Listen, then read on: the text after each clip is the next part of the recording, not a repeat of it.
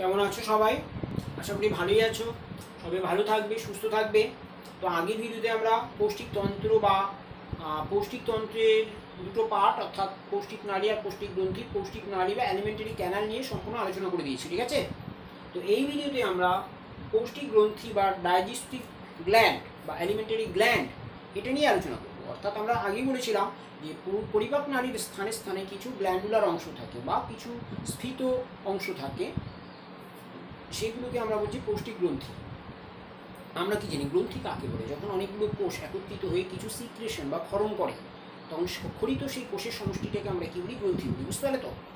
তো এই পৌষ্টিক নালীর যে গ্রন্থিগুলো রয়েছে, পৌষ্টিক গ্রন্থির মধ্যে তিনটি বিশেষ উল্লেখযোগ্য। একটা হলো লালা গ্রন্থি বা স্যালাইভারি গ্ল্যান্ড, একটা যকৃৎ বা লিভার, আর একটা অগ্নাশয় বা প্যানক্রিয়াস, ঠিক আছে? এই লালা গ্রন্থি আমাদের মুখবিবরে অবস্থান করে, অবস্থান করে যেটা কী করে? লালা সিক্রেশন করে, ঠিক আছে? এই লালা গ্রন্থিকে আমরা তিন ভাগে ভাগ করি। একটা হলো তিন জোড়া লালা গ্রন্থি থাকে আমাদের, টোটাল আমাদের তিন জোড়া লালা গ্রন্থি। এক জোড়া প্যারোটিড গ্রন্থি, প্যারোটিড গ্ল্যান্ড, এক জোড়া সাবম্যান্ডিবুলার গ্ল্যান্ড,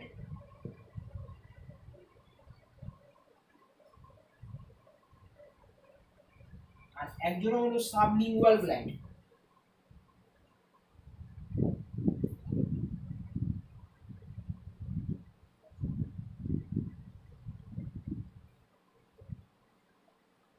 তাহলে এক জোড়া প্যারোটিড গ্রন্থি, এক জোড়া সাবম্যান্ডিবুলার গ্রন্থি, আর এক জোড়া হলো সাবলিঙ্গুয়াল গ্রন্থি। এদের মধ্যে সব থেকে বড় হলো প্যারোটিড গ্রন্থি। এই প্যারোটিড গ্রন্থি কোথায় অবস্থান করে? আমাদের যে কর্ণমূল রয়েছে, কানের ঠিক নিচে কর্ণমূলের দুপাশে অবস্থান করে। বুঝতে পারলে তো? আমাদের কর্ণমূলের দুপাশে প্যারোটিড গ্রন্থি অবস্থান করে। তারপরে রয়েছে সাবম্যান্ডিবুলার গ্রন্থি। সাবম্যান্ডিবুলার গ্রন্থি আমাদের কি যে নিম্ন চোয়াল, লোয়ার জ, সেই লোয়ার জয়ের দুপাশে অবস্থান করে, আমাদের নিম্ন চোয়ালের দুপাশে অবস্থান করে। আর এক জোড়া রয়েছে সাবলিঙ্গুয়াল গ্রন্থি, যেটা আমাদের মুখবিবরের মেঝেতে অবস্থান করে, ঠিক আছে? তাহলে তিন জোড়া লালা গ্রন্থি পেলাম, এক জোড়া প্যারোটিড গ্রন্থি, এক জোড়া সাবম্যান্ডিবুলার গ্রন্থি, আর এক জোড়া সাবলিঙ্গুয়াল গ্রন্থি। তাহলে এবার আমরা যেমন লালা গ্রন্থির কাজ কি, তাহলে লালা গ্রন্থি কি করে? লালা সিক্রেশন করে, স্যালাইভা। লালা সিক্রেশন করে মুখকে সিক্ত রাখে এবং কথা বলতে সাহায্য করে। বুঝতে পারলে তো? এই লালা রসের সাহায্যে খাদ্যটা মানে মিশ্রিত হয়, দিয়ে খাদ্যটাকে কি করে? সিক্ত করতে সাহায্য করে, নরম করতে সাহায্য করে, খাদ্য চোবনে সাহায্য করে, খাদ্য গলাধঃকরণে সাহায্য করে। লালা রসে একটা শর্করা পরিপাককারী উৎসেচক থাকে, তার নাম টায়ালিন। সেই টায়ালিন উৎসেচকটা সেদ্ধ শ্বেতসারকে মল্টুজে পরিণত করে ভেঙে দিয়ে। টায়ালিন কি করে? সেদ্ধ শ্বেতসারকে ভেঙে দিয়ে মল্টুজে পরিণত করে। বুঝতে পারলে তো?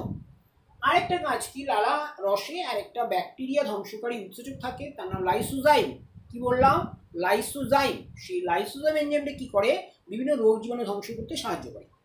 এই গেল আমাদের লালা গ্রন্থি। বোঝা গেল? তিন জোড়া, এক জোড়া প্যারোটিড গ্রন্থি সব থেকে বড়, এটা হলো সব থেকে বড়, বিগেস্ট, সব থেকে বড় লালা গ্রন্থির নাম হলো প্যারোটিড গ্রন্থি, ঠিক আছে? পরে চলে আসছি আমরা যকৃৎ বা লিভার, এটাকে আমরা বলি জৈব রসায়নগার, ঠিক আছে? যকৃৎ বা লিভার, যেটাকে কি বলি আমরা? জৈব রসায়নগার। এই লিভারের অবস্থান কোথায়?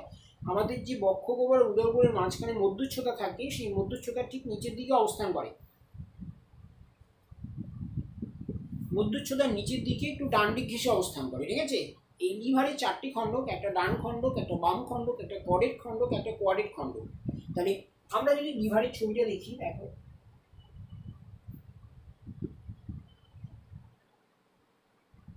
অনেকটা ত্রিকোণাকার একটা গঠন,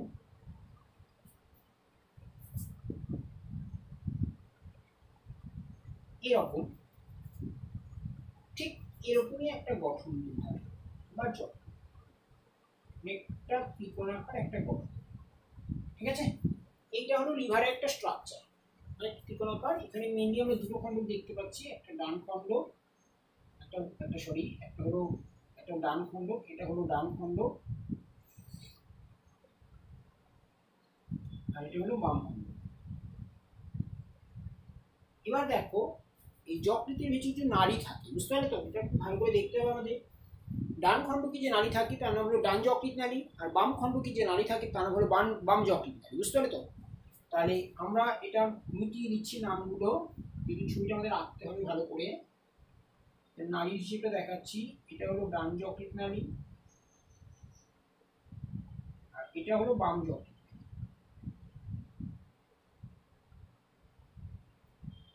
এই নালীদ্বয় মিলিত হয়ে একটা সাধারণ যকৃৎ নালী গঠন করছে। এটা হলো বাম যকৃৎ নালী, বাম যকৃৎ নালী, যকৃৎ নালী। আর এটা হলো কি, ডান যকৃৎ নালী, ডান যকৃৎ নালী। আর এটার নাম কি, সাধারণ যকৃৎ নালী, সাধারণ যকৃৎ নালী। এই সাধারণ যকৃৎ নালীর নিচের দিকে এরকম একটা থলির মতো অংশ দেখতে পাচ্ছি আমরা। এই থলিটাকে আমরা কি বলি, পিত্তথলি বা গল ব্লাডার। এই যে থলিটা আমরা দেখতে পাচ্ছি, এই থলিটাকে আমরা কি বলি, পিত্তথলি।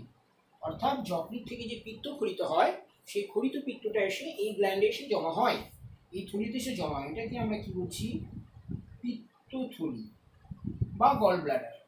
এই পিত্তথলি যে নালী দ্বারা যুক্ত থাকে এটাকে আমরা বলি পিত্তনালী। এটাকে আমরা কি বলছি, পিত্তনালী। আর পিত্তনালী এই সাধারণ যকৃৎ সাথে মিলিত হয়ে আরেকটা নালী গঠন করেছে, এটাকে আমরা কি বলছি, সাধারণ পিত্তনালী। এটাকে আমরা কি বলছি, সাধারণ পিত্তনালী, সাধারণ পিত্তনালী। এই সাধারণ পিত্তনালী কোথায় এসে মিট করেছে, ডিউডিনামে, ডিউডিনামের কাছে অগ্নাশয় নালীর সঙ্গে এসে মিলিত হয়েছে। এই সাধারণ পিত্তনালীটা কোথায় গিয়ে মিলিত হয়েছে, ডিউডিনামের নিকটবর্তী অঞ্চলে অগ্নাশয় নালীর সঙ্গে এসে মিলিত হয়েছে। এটা হলো অগ্নাশয় নালী।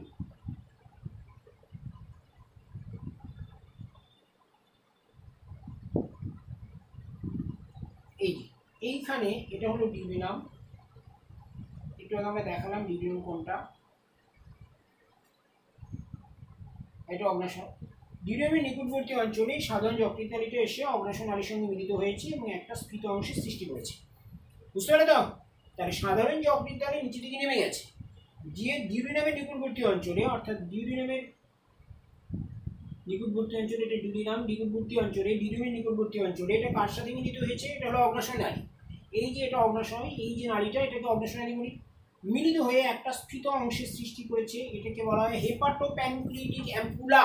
কি বলা হয়, hepatopancreatic ampulla. Hepato, HEPATO, pan, CREATIC, ampulla, MPULLA। এটাকে আমরা কি বলছি, হেপাটোপ্যানক্রিয়েটিক অ্যাম্পুলা। অনেক সময় প্রশ্ন দেয় হেপাটোপ্যানক্রিয়েটিক অ্যাম্পুলা কাকে বলে, তখন বলতে হবে সাধারণ যকৃৎ নালী, সাধারণ পিত্তনালী নিচের দিকে নেমে এসে ডিউডিনামের নিকটবর্তী অঞ্চলে অগ্নাশয় নালীর সাথে মিলিত হয়ে একটা স্ফীত অংশের সৃষ্টি করেছে, সেটাকে আমরা কি বলছি, হেপাটোপ্যানক্রিয়েটিক অ্যাম্পুলা বা অ্যাম্পুলা অফ ভেটার। বুঝে গেল? তাহলে এই হলো যকৃতের নালীর ব্যাপার। এবার যকৃতের কাজ করতে হবে। যকৃৎকে আমরা কি বলি, জৈব রসায়নগা। যকৃতের মধ্য থেকে পিত্ত খরিত হয়, আর পিত্তরসে পিত্ত লবণ থাকে, সোডিয়াম ক্লোরোকোলেট, সোডিয়াম গ্লাইকোকোলেট। এই পিত্ত লবণ কি করে, ফ্যাট জাতীয় খাদ্যবস্তুর পরিপাক আর শোষণে সাহায্য করে। বোঝা গেল? পিত্ত লবণ হলো ফ্যাট জাতীয় খাদ্যবস্তুর পরিপাক আর শোষণে সাহায্য করে। আর যকৃতের ভেতরে একটা কোষ থাকে, তার নাম হলো কুফার সেল। সেই কুফার সেলগুলো কি করে, রোগ জীবাণু ধ্বংস করতে সাহায্য করে। বুঝতে পারলে তো? আর যকৃতের ভেতরে হিমোগ্লোবিন বিশ্লিষ্ট হয়ে বিলিরুবিন, বিলিভার্ডিন তৈরি হয়, ঠিক আছে? আর যকৃতের ভেতরে অ্যামোনিয়া থেকে অর্নিথিন চক্রের মাধ্যমে, মানে অ্যামোনিয়া থেকে ইউরিয়া প্রস্তুত হয়। তো অ্যামোনিয়া থেকে যে চক্রের মাধ্যমে ইউরিয়া প্রস্তুত হয় সেটাকে আমরা কি বলছি, অর্নিথিন চক্র। তাহলে এই কাজগুলো কিন্তু যকৃৎ সম্পূর্ণ করে। তাহলে এই হলো আমাদের যকৃতের ব্যাপারটা। হয়ে গেল যকৃৎ। বেশ, যকৃৎ শেষ। এবার চলে আসবো আমরা অগ্নাশয়ে। অগ্নাশয় একটা মিশ্রগ্রন্থি, সেটা কোথায় অবস্থান করে, আমাদের পাকস্থলী এবং ডিউডিনামের সংযোগস্থলে। পাকস্থলী এবং ডিউডিনাম তাদের সংযোগস্থলে ডিউডিনামে যে ইউ আকৃতি বাঁক দেখালাম আমরা, ডিউডিনামের যে ইউ আকৃতি বাঁক দেখো, এই যে ডিউডিনামের ইউ আকৃতি বাঁক, এই যে ডিউডিনামের যে ইউ আকৃতি বাঁক, সেই ডিউডিনামের ইউ আকৃতি বাঁকে, তাই না, এই ডিউডিনামের ইউ আকৃতি বাঁকে হলুদ বর্ণের পাতার ন্যায় একটা গ্ল্যান্ড থাকে বা একটা মিশ্রগ্রন্থি থাকে। এই মিশ্রগ্রন্থিটাকে আমরা কি বলছি, অগ্নাশয়। আর এই অগ্নাশয় যে নালীর সাথে যুক্ত থাকে, অগ্নাশয়ের মাঝখানে যে নালী থাকে সেটাকে একটু আগে আমি বললাম অগ্নাশয় নালী বা প্যানক্রিয়েটিক ডাক্ট। অগ্নাশয় নালী বা প্যানক্রিয়েটিক ডাক্ট। আর একটু আগে বললাম এই অগ্নাশয় নালীটা কার সাথে এসে মিলিত হয়েছে, তোমার সাধারণ পিত্তনালীর সাথে এসে মিলিত হয়েছে, দিয়ে একটা স্ফীত অংশের সৃষ্টি করেছে। বুঝতে পারলে তো? তাহলে এই যে তোমার এটা, এই যে গ্ল্যান্ডটা, এইটাকে আমরা কি বলছি, অগ্নাশয় প্যানক্রিয়াস। তাহলে এইটা হলো অগ্নাশয়। এটা কোথা থেকে কোথা পর্যন্ত বিস্তৃত? ডিউডিনামের ইউ আকৃতি বাঁক থেকে স্প্লিন বা প্লীহা পর্যন্ত বিস্তৃত। ডিউডিনামের ইউ আকৃতি বাঁক থেকে প্লীহা পর্যন্ত বিস্তৃত হলুদ বর্ণের একটা পাতার ন্যায় অন্তঃক্ষরা গ্রন্থি থাকে। এটাকে আমরা মিশ্র গ্রন্থি বলি, তার কারণ এটা দুটো অংশ নিয়ে গঠিত, একটা বহিঃক্ষরা অংশ, একটা অন্তঃক্ষরা অংশ। এর বহিঃক্ষরা অংশ থেকে বিভিন্ন পরিপাককারী উৎসেচক খরিত হয়, খাদ্য পরিপাককারী উৎসেচক খরিত হয়, যেগুলো শর্করা, প্রোটিন বা ফ্যাট জাতীয় খাদ্যবস্তুর পরিপাকে সাহায্য করে। আর এর যে অন্তঃক্ষরা অংশ, সেই অন্তঃক্ষরা অংশ থেকে ইনসুলিন, গ্লুকাগন, সোমাটোস্টেস্টিন হরমোন খরিত হয়, যেগুলো কি করে আমাদের বিভিন্ন শারীরবৃত্তীয় ক্রিয়াবলী নিয়ন্ত্রণ করে। বুঝতে পারলে তো? এবার প্রশ্ন দিতে পারে অগ্নাশয় থেকে খরিত দুটো হরমোনের নাম ও কাজ দেখ। তাহলে অগ্নাশয় থেকে খরিত দুটো হরমোন কি? একটা ইনসুলিন, একটা গ্লুকাগন। এরা কি করে? রক্তে শর্করার পরিমাণটাকে নিয়ন্ত্রণ করে। ইনসুলিন কি করে? যদি রক্তে শর্করার পরিমাণটা বেড়ে যায় তাহলে কমিয়ে স্বাভাবিক রাখে। আর গ্লুকাগন তার বিপরীত কাজ করে, যদি রক্তে শর্করার পরিমাণ বেড়ে যায়, তাই না, কমে যায়, তাহলে তাকে কি করে? বাড়িয়ে দিয়ে শর্করার পরিমাণটাকে স্বাভাবিক করে। শুধু আমরা বলতে পারি রক্ত শর্করা নিয়ন্ত্রণকারী দুটো হরমোনের নাম কি? একটা হলো ইনসুলিন আর একটা হলো গ্লুকাগন। এরা দুজনেই কি করে? রক্তে শর্করার পরিমাণ, অর্থাৎ এদের দুজনা পরস্পরের বিপরীত কাজ করে, কিন্তু এদের যৌথ কোষে রক্তে শর্করার পরিমাণটা রেগুলেট থাকে, অর্থাৎ নিয়ন্ত্রিত অবস্থায় থাকে। বোঝা গেল? ঠিক আছে, তাহলে এই গেল আমাদের অগ্নাশয়। এইবার চলে আসবো আমরা পাকগ্রন্থি। মানে পাকস্থলীর প্রাচীরে কিছু কোষ থাকে, ঠিক আছে, সেগুলো থেকে কিছু সিক্রেশন হয়, সেগুলো থেকে কিছু খরিত হয়, অর্থাৎ এইগুলোকে আমরা পাকগ্রন্থি বলি। পাকস্থলীর প্রাচীরে কিন্তু কিছু গ্ল্যান্ড থাকে, যেমন পেপটিক সেল, পেপটিক কোষ, মিউকাস কোষ, আর রয়েছে অক্সিন্টিক সেল,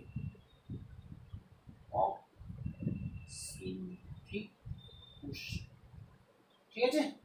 এই পেপটিক সেল থাকে, এখান থেকে পেপসিন খরিত হয়। পেপসিন একটা প্রোটিওলাইটিক এনজাইম, প্রোটিন পরিপাককারী উৎসেচক, যেটা কি করে? প্রোটিনকে পেপটোনে রূপান্তরিত করে। তাহলে এইখান থেকে কি খরিত হয়? পেপসিন খরিত হয়, ঠিক আছে। মিউকাস কোষ, এখান থেকে মিউকাস খরিত হয় বা মিউসিন খরিত হয়। মিউকাস বলি না, শ্লেষ্মা যেটাকে আমরা বলছি মিউকাস, তাই না?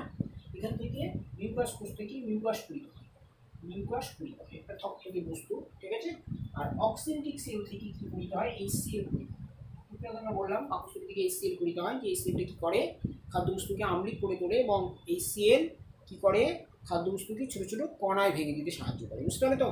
তাহলে পাকস্থলীর প্রাচীরে করকণ কোষ পেলাম তিন রকম, পেপটিক সেল, মিউকাস কোষ আর অক্সিন্টিক সেল। পেপটিক সেল থেকে পেপসিন খরিত হয়, মিউকাস কোষ থেকে মিউকাস খরিত হয় বা মিউসিন খরিত হয়, আর অক্সিন্টিক সেল থেকে HCl খরিত হয়। বুঝে গেল? এরপরে চলে আসছে আমরা আন্তরিক গ্রন্থিটা, এটা মিটিয়ে দিচ্ছি কিন্তু এরপরে চলে আসছি আমরা আন্তরিক গ্রন্থি। এই আন্তরিক গ্রন্থি অর্থাৎ বৃহদন্ত্রে কিছু গ্ল্যান্ডুলার অংশ থাকে, তাই না? অর্থাৎ ক্ষুদ্রান্তের প্রাচীরে কিছু কোষ থাকে, ক্ষুদ্রান্তের প্রাচীরে। তাদের মধ্যে একটা কোষের নাম গবলেট কোষ,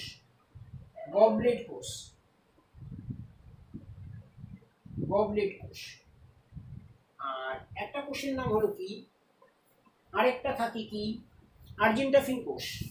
আর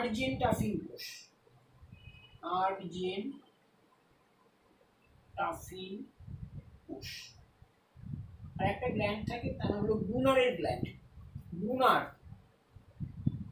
ব্রুনারের গ্রন্থি। বুঝতে পারলে তো?